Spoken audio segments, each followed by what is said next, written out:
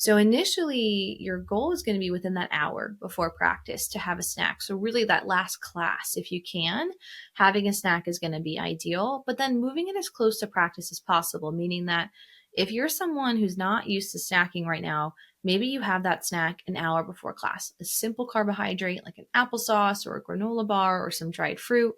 Really, really simple. Hey, athletes, and welcome back to the High School Athlete Nutrition Podcast. I'm Stephanie Militano, your sports dietitian and nutrition coach. And today I am answering your questions. So, over the past few weeks, it is back to school season. We are diving into getting up early and packing lunches and figuring out what you're going to do for snacks during the day, how you're going to stay hydrated, when you're going to use the bathroom. There's a lot going on in life, not to mention sports seasons are starting. We're really getting into competition season. So life is busy. Life is busy. And over on my Instagram, I have been really posting a ton of information on back to school. Each week, I'm focusing on something different. So week one was just getting you ready for breakfast and figuring out what are you going to eat when you have 5 minutes in the morning? What can you have that'll keep you fueled, has a lot of protein, has a lot of carb and fat and energy, and will just get you out the door so you can focus in class and get ready for practice after school. Then we talked a little bit more about lunch and making sure that you're eating enough for lunch, packing enough options, and then giving you a lot of good ideas. Like the athlete lunchable that I shared was a pretty big hit. So definitely check that one out if you haven't yet. And if you're looking for more recipes for breakfast and for lunch, definitely hop into the Academy. That's my online course, and there are over 60 recipes in there for athletes. I have fueling plans for traditional athletes, plant-based athletes, dairy-free athletes, nut-free athletes, gluten-free athletes. There's tons of plans in there, so make sure you check that out. On top of the fueling plans, there's a lot of videos, a lot of fueling guides, a lot of tips and handouts that teach you how to build your own fueling plan. So hopefully you can go and check that out. It's on my website, smnutritionrd.com/academy. This next week on my Instagram, we're talking about pre-workout snacks, meaning what should you be eating before practice? What do you need to make sure you're explosive at practice and really improving your game? And then we're going to round out this month-long back-to-school campaign by supporting you. And we're going to talk a lot about protein. So with all of that going on my Instagram, my social media, a flood of questions have come in about how challenging it is to eat at school or not knowing what to choose. And so I thought this would be a great platform to answer a lot of those questions. So I have a full list here we're going to talk about. I'm going to answer a lot of them, hopefully share a ton of tools and research and resources for you to make sure that you're staying fueled at school. It's hard.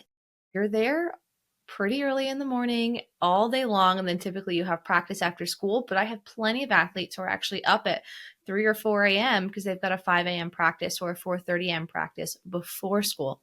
Then they have school all day, and then they have a second practice after school. So no matter what your schedule is, you need to have fuel. It's really important that you're staying fueled because remember, you are an athlete. Athletes need a ton of fuel. You're also a student. Your brain is burning a ton of energy. And then third, you're a growing teenager. So you're still building your bone density and your muscle. And so those three things alone require a ton of energy. So the number one way to make sure that you're eating enough is to eat consistently. So we're going to talk a lot about that today. But let's dive into some of these questions.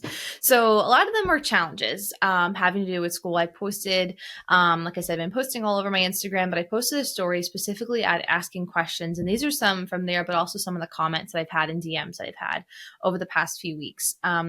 But the number one that I've seen pop up a lot is just the school food options in general for lunch not being great.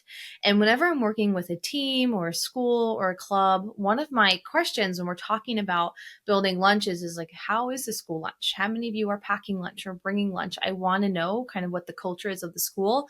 Some schools have knockout lunches. Like they just look so delicious. Some can use a little bit of support, but either way, you can stay fueled with a little bit of a strategy. So if you are going to school and you're using the school lunch as your fuel option before practice, that's awesome. There's a couple of things you want to do. One, School lunches alone, just the regular portions, are not enough for athletes. So you have to level up a little bit. Ask for an extra scoop of the carbohydrate, whether it's a pasta or the rice, or maybe you get an extra bag of pretzels on the side. Ask for extra protein. So if they're doing chicken nuggets and the portions say like 6 or 8, maybe ask for a couple of more, or an extra scoop of the meat sauce to put on top of your pasta. Get a little bit more protein, a little bit more carb wherever you can in the serving. The second thing you're going to do is look for snacks. I mentioned grabbing pretzels, but you're either going to add snacks, like grab what you can from the cafeteria, or bring 2 to 3 snacks from home. There is nothing wrong with having the school lunch and then just grabbing some quick snacks before you leave the house to add to your lunch. So maybe it is pretzels, or maybe it's carrots and hummus, or trail mix, or granola bar, or Cliff Bar, but you're adding some extra fuel. Things like yogurts and drinkable yogurts are great add-ons too. You can just toss them in your lunchbox, and then when you have the school lunch, you just add on these extra snacks to make sure you're eating enough. So the school option might not be up to your par, but at least you can eat what you can, and then you have those bonus snacks to help fill you up, to make sure that you have energy for practice after school. So that's kind of strategy number 1 for school. If you're eating the school lunch, is double portions wherever you can for carb and protein, and then bring snacks from home or grab those extra snacks from the cafeteria whenever you can. But leveling up is the number 1 message I want to share there. Okay. Question number 2, and again, this came up multiple times, so it's not so much a question because I saw it so much, but really the big challenge being making time for breakfast. It is hard. It is hard. Some of your schools start really, really early, and so you're up early, but maybe like only 10 minutes before you have to leave. Most of the athletes I work with are kind of like rolling out of bed situation, then running out the door. So it doesn't leave much time for breakfast. You're probably cutting out the breakfast time and saving time by not eating breakfast. So breakfast is important, and here's why it's so important for athletes. You hear that's the most important meal of the day. Honestly, everything you eat as an athlete is really important. But breakfast is really important because think about the last time you ate, right? You probably had dinner, maybe a snack before bed, and then you slept for hopefully 6 to 8 to 10 hours. And then if you skip breakfast and you go through lunch, well, now you're at 12 to 14 hours of not fueling. What does that do for your muscles? They're not as strong. They're not going to be as reactionary or explosive during practice or when you're in the water or in the court or the field. So it's important that you're giving your breakfast, or you're giving your body breakfast so that you break the overnight fast. You break fast. You break that fast. You have breakfast. So it's really important that you have something. Something is better than nothing. So this can go a couple different ways. 1, if you're not used to eating breakfast, I want you to just create the habit. Start creating the habit of eating breakfast. So start small. Maybe it's just a granola bar, just a banana, just an applesauce, just a handful of pretzels or cereal. You're just getting in the habit of eating in the morning. You do that for a week or so. Once you're in the habit of eating, well, now we're going to include a little bit of protein. So maybe it's a waffle with a little bit of peanut butter, or maybe it's your pretzels with a cheese stick, or your banana with a drinkable yogurt. You're adding a little bit of protein to it. You're building on. After week 2 of building on, then we're going to try to make it more of a complete breakfast. So now we're going to take that waffle and make it a full bagel with peanut butter and a yogurt on the side. We're going to really get your body used to fueling in the morning. That's number 1. Get used to eating in the morning, making time, making sure your body's ready to eat. You might not be ready to eat, honestly, but as an athlete, you can't always be an intuitive eater. Sometimes you have to be a functional eater, and you have to eat no matter what because you have practice later. It just is what it is as an athlete. The second piece to note is that breakfast doesn't have to be a traditional breakfast. It can be really quick. It could be a smoothie. It could be overnight oats or a yogurt bowl that you prepped the night before. So you're running out the door, eating on the bus or in the car. It could also be non-traditional, meaning if you loved leftovers from last night and you want the steak and veggies and rice again, have that for breakfast. If you have half a Chipotle bowl left over in the fridge, eat that for breakfast. If you want to make a pizza bagel, have that for breakfast. Something's better than nothing, and I would much rather you have something than skip altogether. So number 1, get used to eating for breakfast or eating breakfast in general. And then number 2 is find what works for you, whether it's traditional breakfast or non-traditional. It doesn't matter as long as you're eating something. Okay, this one came up a lot too, looking for easy and nutritious fuel. And this is where we come back to consistency as an athlete is so important. When you're consistently giving your body fuel, your muscles are energized. They have what they need to succeed and perform, but they also have the building blocks that they need, the amino acids and the energy and the fats to come together and build stronger muscle. So it's really important when we think about the athlete fueling plan. Number one is consistency. When you think about how I coach my athletes in the academy or my one-on-one sessions, I use my 4-pillar method. The first is fuel. So it's what you're eating, the carbs, the proteins, the fats, and the color.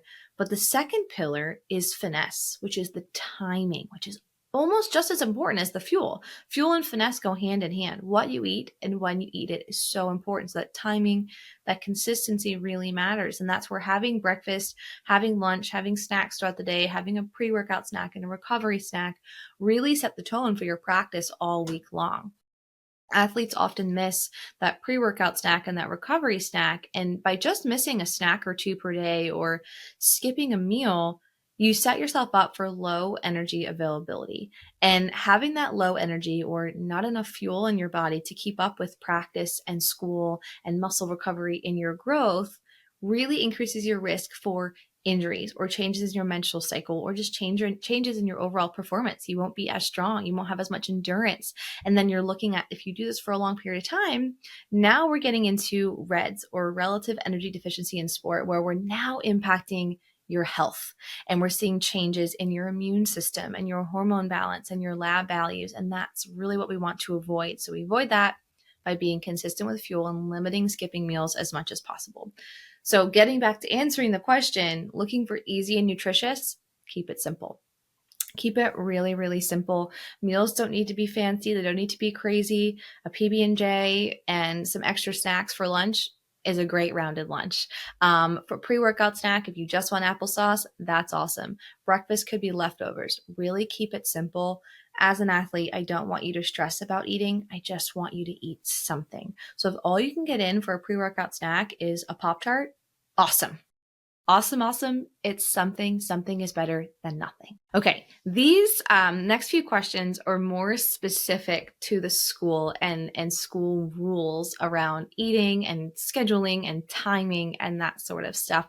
And I see this a lot, especially after COVID. Schools are really cracking down on like where you can eat, when you can eat, what type of snacks you can eat. So this athlete commented and said, no snacks allowed at school. Lunch is at 11:20, and then she runs right after school at 30. So a couple of different challenges here. One, school is saying no snacks. Two, her lunch is on the earlier side. So I've worked with athletes where lunch is at 10:15. And then they have practice at 3:30. So they have brunch essentially and nothing. They go many, many hours without fueling and they have to go practice. So not really a great option. So what we want to do here is first set a good foundation. It is essential you have a really big breakfast, a really strong breakfast. So making sure that if you're not eating breakfast now, you're practicing and getting used to eating breakfast so that you can hit that strong breakfast, like a good oatmeal bowl or overnight oats or an omelet or a breakfast burrito or an egg sandwich. We want to get as much fuel as possible in the morning. It can be a chicken quesadilla. That's awesome. You're getting your fat, you're getting your carb, you're getting your protein. All is good. So making sure that you have enough fuel to kick off your day is going to be important. And then you get to that early lunch. Lunch also needs to be a powerhouse. If you haven't been able to snack, it has to be strong. So if you think about like a regular lunch, you might think just a sandwich and two sides. Well, as an athlete lunch who doesn't have the opportunity to have a lot of fuel throughout the day, well, now we need your entree, like a sandwich or a wrap. We need at least 3 sides.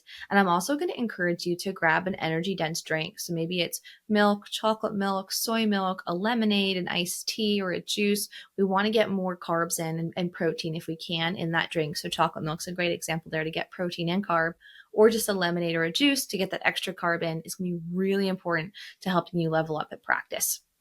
So she has lunch at 11:20 and then she's running right to practice. So as soon as school ends, when you're grabbing your bags, heading to the locker room to get changed, as you're walking through the hallway or as you get to the locker room, that's when I want you to have your pre-workout snack, whether it's a quick squeeze of applesauce or a handful of dried fruit or a granola bar. It's important that you're getting something in right before practice, especially for longer practices after school. If you're going from 3:30 to 5:30 or sometimes 6, you want to get as much fuel as possible in, and then making sure that you're also bringing snacks to practice. So maybe some fruit snacks or some gummies to practice that will help sustain your energy.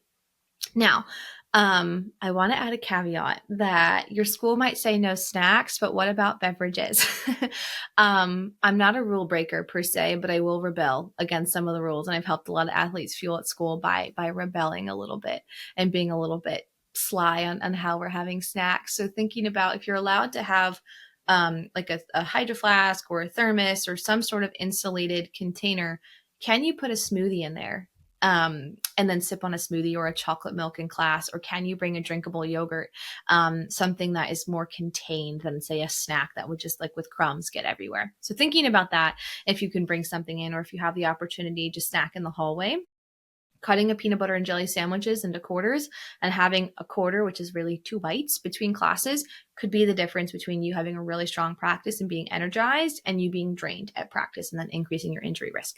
So just being strategic is most important. And it's honestly what I love doing. So if you're looking for more support in being strategic, let's set up a session. Let's chat, join the academy. Let's really figure out how we can help you elevate your game with some fuel. Okay. The next question is meal timing and when to have snacks right before practice. So this is a big one and actually something we're focusing a lot on this week on my Instagram is that pre-workout snack and when to have. So initially, your goal is going to be within that hour before practice to have a snack. So really that last class, if you can, having a snack is going to be ideal, but then moving it as close to practice as possible, meaning that if you're someone who's not used to snacking right now, maybe you have that snack an hour before class, a simple carbohydrate like an applesauce or a granola bar or some dried fruit.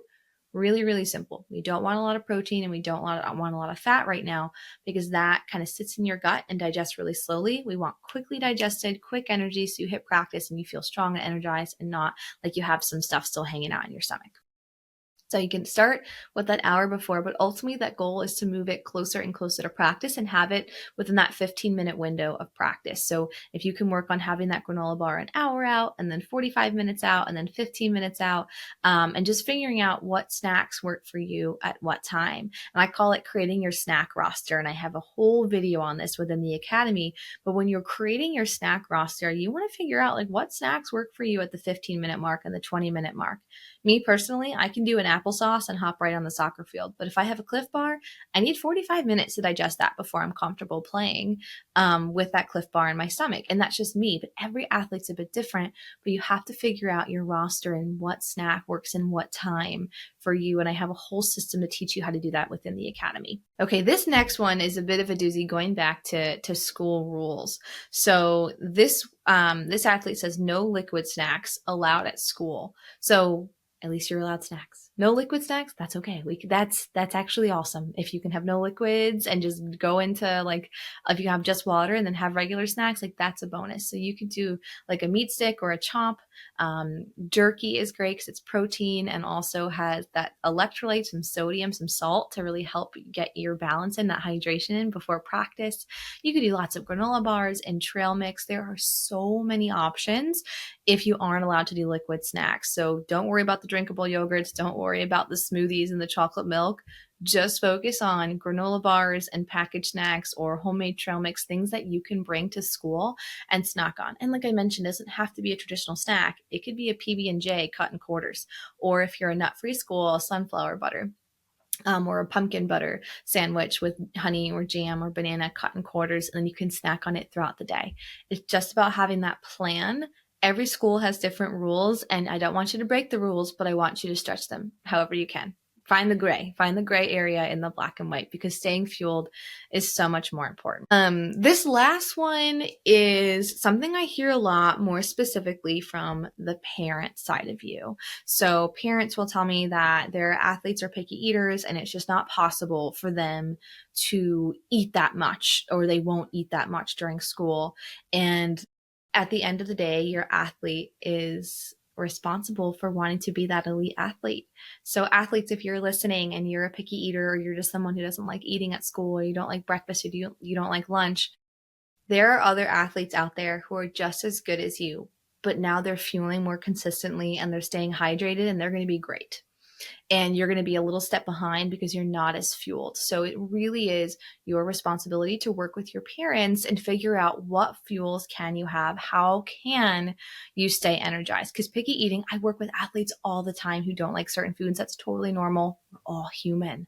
But it's about finding what works for you and creating that strategy so that you can stay energized throughout the day. So if you don't like eating as many snacks, well, then meals need to be bigger. They need to be a little bit more strategic. Or if you like more mini snacks and meals, then we have to find time during your school schedule to have those snacks in there.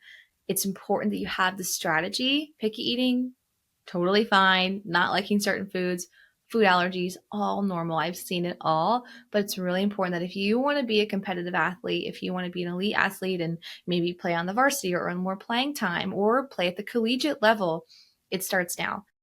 Being consistent with your fuel is what you want to do now because it helps you be a stronger athlete, it helps you level up.